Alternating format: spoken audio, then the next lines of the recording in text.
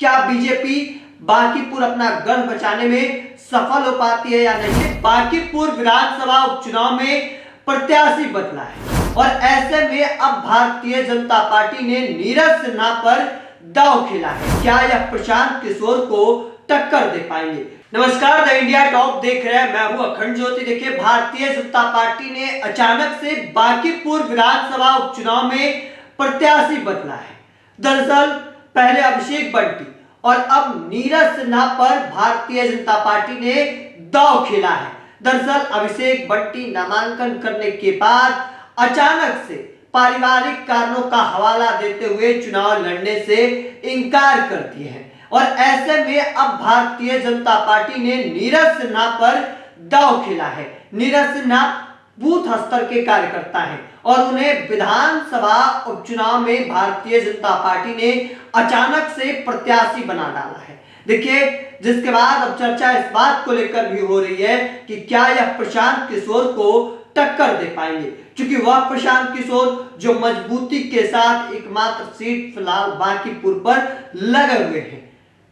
चाहे जैसे भी हो, हुजूम जो है वह प्रशांत किशोर के साथ चलता दिखाई दे रहा है और ऐसे में सवाल यह है कि बूथ स्तर के कार्यकर्ता को भारतीय जनता पार्टी जिस तरीके से बड़ी जिम्मेदारी दी है, क्या अब इसे चुनाव जिताने में बांकीपुर में सफल हो पाएगी।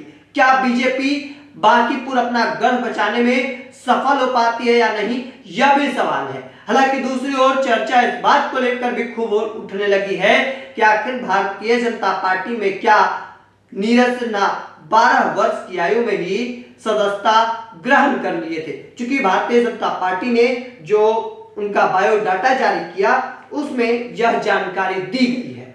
सीधे तौर पर उसमें यह जानकारी दी गई कि 2006 में उन्होंने भारतीय जनता पार्टी का सदस्यता ग्रहण कर लिए थे। वही वह बूथ अध्यक्ष, मंडल मंत्री, मंडल महामंत्री और भारतीय जनता युवा मोर्चा भाइयों के जिला उपाध्यक्ष जैसे संगठनात्मक पदों पर भी काम कर चुके हैं। तो यानी देखिए, जिला स्तर, बूथ स्तर के कार्यकर्ता को भारतीय जनता पार्टी ने प्रशांत किशोर के सामने खड़ा करती है। दूसरी ओर आरजेडी से रेखा गुप्ता है, वही जनशक्ति जनता दल से वीना मानवी, 2 महिलाएं भी चुनाव में उतरी हैं और ऐसे में अब उनके सामने भारतीय जनता पार्टी ने जो उम्मीदवार खड़ा किया नीरज सिन्हा के रूप में, वह बूथ स्तर के कार्यकर्ता है।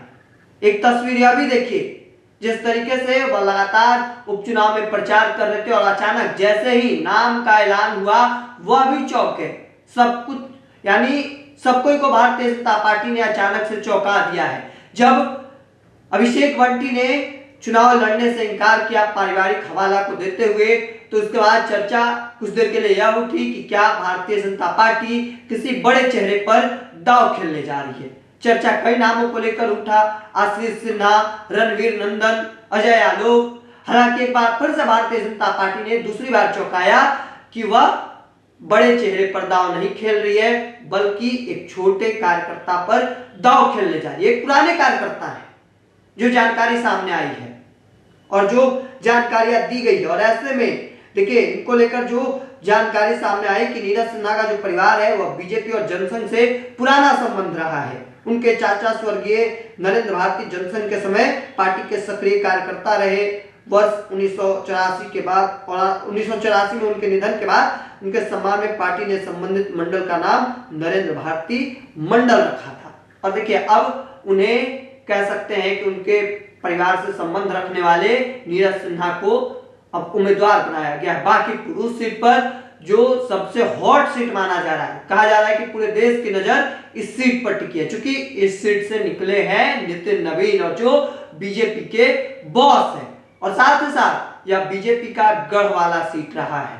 कायस्थ समाज के वोटर यहाँ बहुसंख्य हैं। अब सवाल यह है कि क्या यह सीट को बचाने में सफल हो पाती है भारतीय जनता पार्टी या नहीं, टक्कर दे पाएंगे उनके उम्मीदवार या नहीं, यह भी देखना काफी दिलचस्प होने वाला है। क्योंकि आज की तारीख हो चुकी है 11, 13 तारीख तक नॉमिनेशन करने की तारीख है, 30 तारीख को वोटिंग होना है, 3 तारीख को परिणाम आने हैं। और ऐसे में अब कैसे मजबूती से, चूंकि अभिषेक बंटी के लिए जबरदस्त तरीके से नामांकन सभा आयोजन किया गया, तमाम 5 पार्टियों के एनडीए के जो घटक दल हैं वह सभी एकजुट हुए, एक मंच पे एक एक करके जोरदार तरीके से भाषण दिए, तमाम चीजें, भीड़ जुटाई गई और इन सब के बाद अभिषेक बंटी चुनाव लड़ने से इनकार कर दिए पारिवारिक हवाला देते हुए। हालांकि अब देखना होगा कि आगे की तस्वीर क्या कुछ निकलकर सामने आती है। तब तक तमाम अपडेट को देखते रहने के लिए द इंडिया टॉप देखते रहें। धन्यवाद।